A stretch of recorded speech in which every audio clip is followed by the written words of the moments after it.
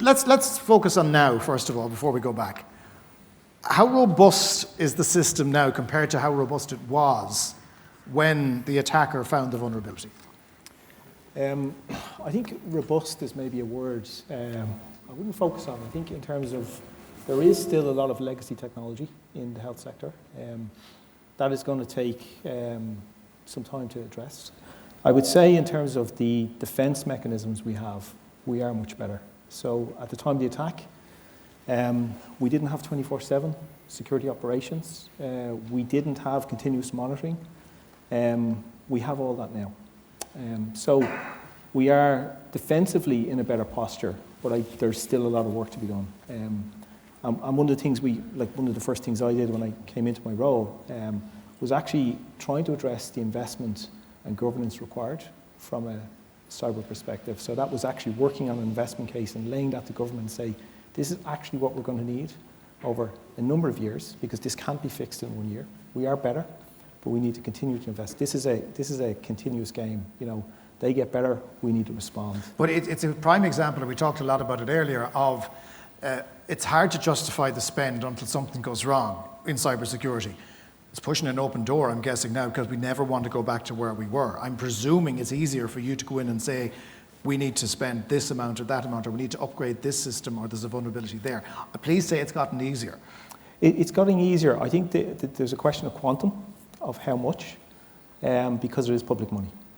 So yes, there is an appetite to invest, but then actually in terms of how much, and the order and the number of years and what we're prioritizing, that's still, you know, we are, I suppose, working with government to try and address that, because like I said, you know, we have 70,000 endpoints on our environment. You know, it's 4,000 locations. So it's a vast estate. That's a lot of vulnerability. It's a potential vulnerability. Yeah. And we have to do that in a sequence and order way. So we've been, as I said, we've been very focused on, you know, getting better defense, and separately also addressing legacy, and doing the two parts in parallel to make sure that we're improving things and making sure we don't have, you know, we're reducing the attack surface, but also making sure we've got people making sure and monitoring things. I mean, there is a statistic, I'll just give it to you, again, to size the estate.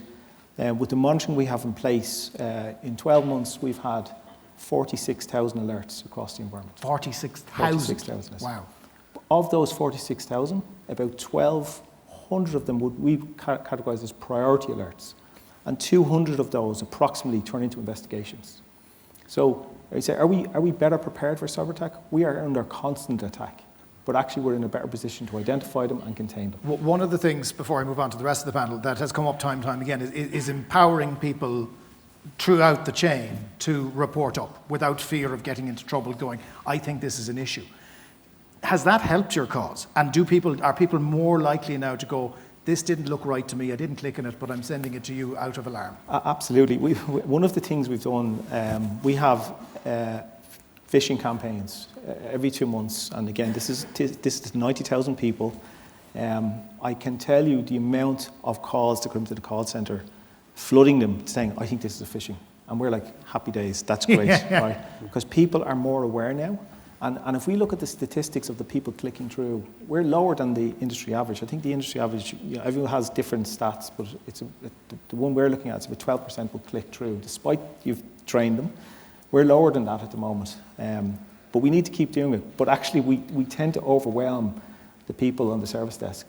And that's a good thing. So yes, absolutely. I think there's PTSD in the system, which is why they're so good at responding. I did slight Beaumont Hospital earlier, and their CIO was in the room. It wasn't Beaumont Hospital where somebody clicked the button and the whole thing fell apart. I don't know where it was now. I can't remember it. It wasn't either of the two who are with me here, so I'll move swiftly on and say Beaumont Hospital, terribly sorry, someone else. David, for Tallaght University Hospital, you guys had particularly robust systems in place. I know, having spoken to you there, the whole idea of the HSE attack, what impact did it have on the thought processes within your hospital? Well, I suppose the first thing to just preface my comments with is that healthcare is very resilient. You've got a very dedicated healthcare staff in this country. So I just want to put everybody at ease that no matter what happens, you know, the doctors, the nurses, the physios, everybody is there for the patient, and care continued throughout the cyber attack. And I think that was evidenced last week by what happened in Wexford with the fire. So it's very important to put that out there, and I think that needs recognition.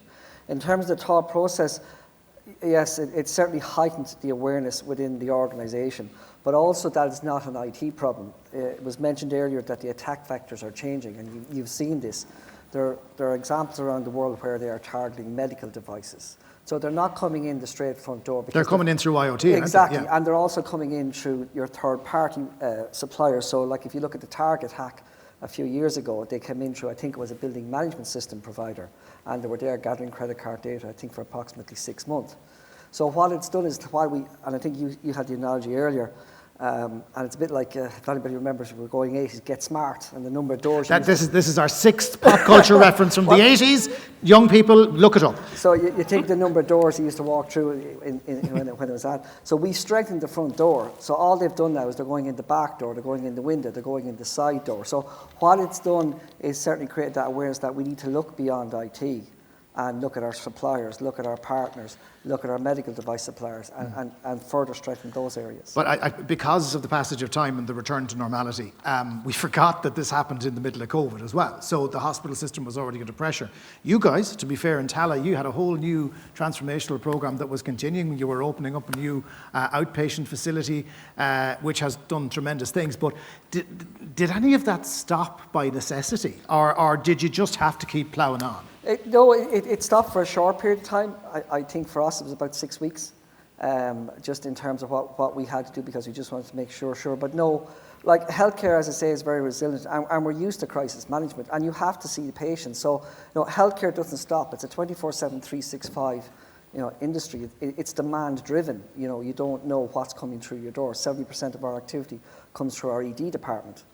So that just gives you can't always predict things, but you can't stop either. So we were one of the lucky ones. There were other agencies absolutely that were affected and had to put plans in place. But luckily, between the measures we had in place and working with our partners, we were able just to have to pause for a short period of time and continue, and seeing we didn't cancel our outpatients, we didn't cancel our inpatients. But we were lucky. And I suppose what it's about is we're only as strong as the weakest link. And it's about bringing everybody up to the same level so that we can all work collaboratively and we can all protect each other. And the point of targeting hospitals, as we've been discussing, is that it is that critical point in infrastructure, that our hospitals look after the most sick in society, and the idea that you can put fear into the whole community by just conducting an act is hopefully what's going to spur people to pay you. But what was interesting is that, like everything else, when crises happen, it's the response of the people that is far more important. From a medical perspective, from the staff and the patients, what happened on those days was the equivalent of what happened in Wexford, where everybody put their hand to the tiller and did their very best to ensure that nobody suffered as a result. Yeah. I suppose one of the good things about working in a hospital is that you actually have beds. So on these occasions, it's actually your IT team that need the beds, and some of the other staff have to stay in. Did you spend 48 euros on pizza for them? Because a lot more. So it is that piece of what needs to be done to for me, it was to give the IT team exactly what they needed, whether it was pizzas or beds or taxis or whatever else, to keep them doing the bit that they could do, because I am not techie at all. I have a clinical background, and then it's the operational piece then of what workarounds do we need to put in place to keep everything going. And I suppose to bring it back to one of your 80s analogies, I'm old enough to remember the 80s when we actually did all the clinical work without any IT. Yeah. We didn't even have PCs. So I suppose in some ways, and because we're a relatively small hospital, so we would very much know each other in all the other teams. So we wouldn't just be linked electronically with each other. We were able to put in workarounds for almost everything. Now, that's not to say that things didn't get slowed down or were not ideal at all. But, radiology particularly comes to mind. You couldn't see x-rays at the PCs around departments, so doctors couldn't see them and couldn't, they didn't have the technology that they would normally have. That was a big risk. The doctors actually had to come to the x-ray department and view it on the machine. So that'd be like a photographer trying to look at it on his screen there and not be able to manipulate the image and do work on that. It slowed everything down. It slowed everything down. But have you changed your protocols now, though? Because we know what a desperate crisis looks like. Have you put in different protocols now? Should, God forbid, there be a power cut or a server goes on fire or something happens that cripples your IT, do you now have a different protocol in place than you had? for business continuity, yes. And I suppose before that, it would have been things like, pandemic outbreaks. Those were the kind of exercises that we did, even prior to COVID. But now they are more about the operational electronic workings of the hospital. Now, there's not a lot you can do in having a backup plan for, you can back up your data and everything, obviously, but in terms of the operation of the hospital, we would still have to go back, revert to that the doctors will have to come to the X-ray machine to look at there is no other way around that. Yeah. It's funny, Ronan, when we talk about hospitals, the voluntary hospitals, the Vincent's and the Mercy Hospital and others, were kind of, well, I think Vincent's may have been affected, but the Mercy Hospital in Cork definitely wasn't, because it was a voluntary hospital, and they carried on as best they could, slummed the impact. But then, of course, what happened a few months later, which didn't get as much coverage, was the Mercy Hospital was subject to a separate, targeted individual attack that took all of their systems offline. They had to rebuild it from scratch again. These guys aren't going to stop, are they? They're going to just keep targeting hospitals, even though they know that they are less likely to get paid than perhaps they would have been 2 years ago, when it might have been easier to pay them to get your data back and move on. Yeah, look, in my opinion, well, look, before I answer that question, Jonathan, I think it's important to acknowledge the work that the first responders and the HSE, from an IT and a security perspective, how they worked in that crisis, because it was incredible, really. I mean, they worked, I think you guys worked non-stop, 24 hours a day for literally weeks. It was incredible, and we protect a number of hospitals, so we saw it firsthand. So what those guys did was astonishing. As the FBI showed a moment ago, healthcare is the #1 attacked vector globally, and there's a number of reasons for that. Number one, you must remember that the world is in a very unstable place geopolitically, and if you can undermine health services in any specific country, then it undermines people's faith in the leadership of that country, and what better way to do that than healthcare, followed by maybe banking and critical infrastructure and so forth. On top of that, hospitals typically don't have the type of budget that's required for either the technology or the people that's required to harden and protect very disparate, complicated systems. And within those systems, you tend to have a lot of what we call no-touch technology, or let's call it no-touch technologies, which are probably X-ray machines or radiology machines or whatever it might be. And those systems are updated by large suppliers like GE globally, and in many cases, they run on legacy software systems.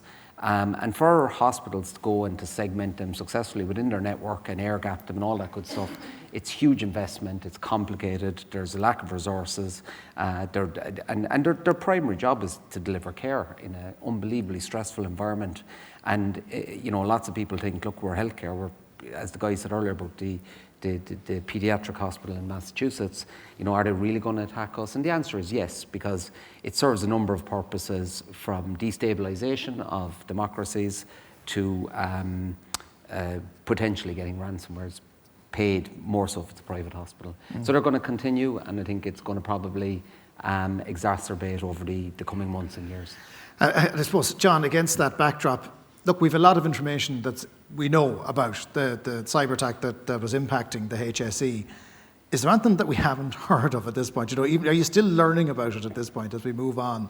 Things that you have learned that are helping you now as you prepare for the next one?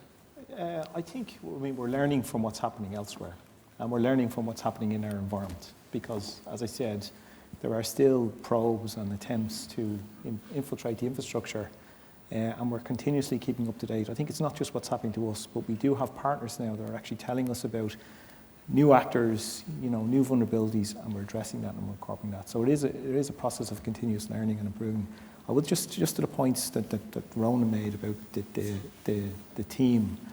I think, to put it into perspective, and I'd never experienced this before, but we had the Irish Defence Forces in City West, and in terms of beds, there was rooms rented out in the hotel for staff, and it was literally 24/7 operation. People working around the clock. There was actually paramedics walking around checking people's vitals at times, because people were working so hard. That's actually the impact of what this attack had. So there was a human impact on the staff, but obviously on the services as well. I think there'll never be a better rationale to make the investment to make sure that doesn't happen again. But I do think that it is healthcare is a very diverse technology estate. And you need that in terms of new innovations, because there's things like robotic surgery capabilities, there's new wearables. So we have to balance, adapting these new technologies to improve outcomes while also protecting the environment. But it's not always the vulnerability. You didn't put the vulnerability perhaps in the software. The vulnerability may exist, it's being exploited by these hackers. You're unaware of it. You didn't buy this software knowing, hey, there's going to be some bit of code in this Windows update that's going to let somebody come in. So, it must be engaging the third parties to kind of, when an alert comes through from the likes of Ronan and the team at SmartTech, or somebody has spotted a vulnerability, like how quickly are you acting on that now? How quickly are you getting that message out going, this is an issue, it's not our fault, we didn't do it, but we need to fix it? Yeah, and like the operation we have in place, we see things. So we have continuous monitoring in place on the endpoints in the environment. And when people do click on links, there are known vulnerabilities, even in the estate, because we do still have legacy technology. But actually the difference now is we see it. It's one of those 46,000 alerts that may turn into one of those 1,200 priority alerts. We may turn into one of those actions. And those actions include completely containing that environment, stop it connecting to the network, shut it down, and then taking action. Well, you've created an army. You've created an army of people who are watching for risk and are identifying it and escalating, which is something that perhaps other organisations would actually be quite envious of, although you'd prefer not to have created the army in the first place, I'm guessing. Well, I think everybody needs, is it an army, a team, right? And the team has to match the size and scale of your organisation. And this is actually part of operating in the digital world. You need it, and if you don't have it, you need it. David, you look at this in a holistic way, I know, because you've got so many systems. You've so many, like you go into work every day saying, how am I going to keep everything running? How am I going to make sure that clinicians have everything they need, that the patient outcomes are what they're going to be? It's kind of a stressful job, to be fair to you. You know what happened. You know the patches and the fixes and everything that's come in. What haven't we done yet that you would like to see done?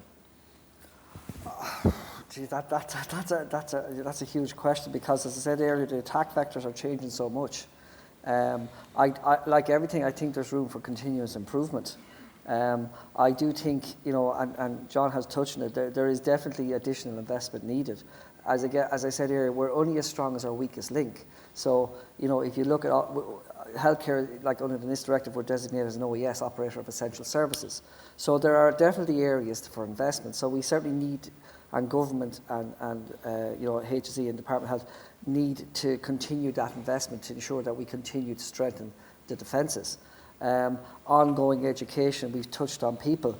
We have to get the balance there right between alert for what we call, something that's well known in healthcare is called alert fatigue, where people get so many alerts about different things that they tend to turn off. The no blame culture, open disclosure, so that when something does happen, people feel empowered that they can come forward with it. There are things I think we have to continue working on all the time. That should become BAU. The investment should become BAU, business as usual, so that we're at a point that we feel we've done as much as we can. The point then is when you're hit with attack, and touching it earlier, like hospitals are used to having their major emergency and major incident plans, so that whether it's a power cut or whether it's a gas leak or plant fire, plant fire on your roof, plant fire like that. Another nightmare that you hadn't had previously but have now. A bit like the army, you practice. I think more practice around, and it's been said earlier about tabletop exercises, and more practice around actual exercises, and then improving the coordination between the agencies. A lot of people think it's straightforward as the HSE, but you touched on there. You've got the HSE, you've got voluntary agencies, you've got you've got suppliers, you've got academia. Like a lot of hospitals are linked to academia, and we see academia as also one of the targeted groups. So we need to create that ecosystem and collaboration. So a bit like our federal speaker spoke about earlier, that we're sharing that collaboration. And thankfully we have the NCSC and we have our CCERT alerts and other things. But there's definitely more that can be done in that area. And there's good practice good practice, let's say, in 2 of your hospitals that should benefit other hospitals, John. And that's the great thing about Irish hospitals. They do operate in little silos that sometimes you want to drag them out of and point out, but that's for a different day. And if I can come back to you just for a moment, we're great at producing reports in this country. The road to hell is paved with them. We've reports on what happened into the cyber attack. Are there elements of that you still would like to see more done on? Oh yeah, I mean, I think the investment, as both John and David have alluded to, that needs to come and be ongoing, because you're dealing with so much legacy systems and the interconnectivity between us, and for us it's primarily to St. Vincent's Hospital, but then obviously into the national system. And so that is the key piece, that all of that upgrading, a certain amount of investment came obviously at sort of the critical time. But ongoing, there hasn't been, this year's budget, there's nothing and is that a wasted opportunity? Because yeah. I'm going to ask Ronan in a second about when this is going to happen again next, and he's going to tell me it's happening right now. Yeah. There's no point in turning around after this, because we were warned. We saw what happened. We saw the disruption. We saw the impact on patients, clinicians, hospital systems. We know the risk, but we're not investing enough. No, exactly. Okay. Yeah. Ronan, on that point, kind of a deja vu sense about it, and John, I'll come back to you on that as well. It's kind of a sense of deja vu. One of my favourite things is those that fail to remember history never learn from it. We're kind of in that space, aren't we? Yeah, look, it's I feel right now in terms of cyber, it's probably the scale of attacks are more aggressive than we've ever seen them before. So you obviously hear about the MTU hacks and the Virgin hacks and so forth, because they're kind of in the media, but they're hard to hide. They're hard to hide, exactly, spot on.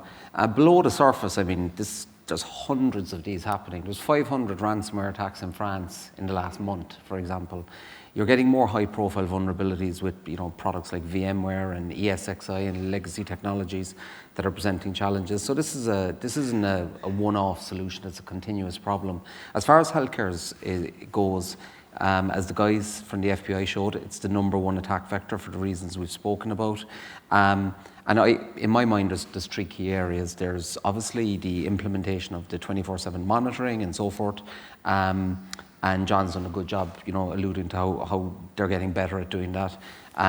The second area is the OT side of the house, which is, again, a little bit more complicated because a lot of that technology is no touch, but there's companies like Forescout and so forth that are here today that are bringing technology to the table that helps that area. And then the third one, and probably the biggest one I would say for the HSE right now, is the data. The data is the prize for these guys at the end of the day. I would say probably half of the hospitals in Ireland are running Excel spreadsheets, and that presents significant risk from a regulatory perspective, from a liability perspective. But can I just interrupt you there for a second? Are we heading to a point whereby our personal data will have less value? Because, the 86,000 letters, or how many, John, I can't remember how many letters sent out to people who are saying your information was leaked from the vaccination list, and the people who robbed it have X amount. I mean, are we going to reach the point where our data is actually not worth anything? Well, if you've HIV and your diagnosis as being a HIV patient, it's the vulnerability they're looking for, is it? Exactly. So I mean, it's all contextual. If you understand the contextual value of data, there's a certain risk associated with that. If it's your name and your address and your email, big whoop-de-doo, right? But if it's something much more sensitive, then you have to ask the question of what happens if it gets stolen, or who's got access to it, or Anthony from Get Visibility spoke very eloquently about it earlier. It's the value associated with data and the type of controls that are put around that in an organisation. John, just last word on you on the funding. I mean, I'm presuming you're pushing that stone up that hill, aren't you? Yeah. Do you have a concern that we're still at risk because we're not investing enough? I have a concern we're at risk. I think we're a harder target, but we are not. You can never say you will never be breached again. What we have is better containment, but we have a lot of legacy. And the real investment, we did put forward an investment case. If you Google, I won't give the number, but it was a substantial ask to government over 7 years. We got a proportion of that for year 1, and we are continuing to invest. And what we're trying to do is focus on legacy as well as anyone still running Windows 7, or are they all gone at this point? Windows 7 is still in the environment, and the reason it's still in the environment because there are certain critical medical systems that require Windows 7, but we are addressing it. It's a long road, lads. I wouldn't fancy any of your jobs. Well, your job's grand. I wouldn't fancy the jobs of anyone else here. Look, huge appreciation for coming today. David Wall, Anne Coleman, Ronan Murphy and John Ward. We'll leave it go that way, folks.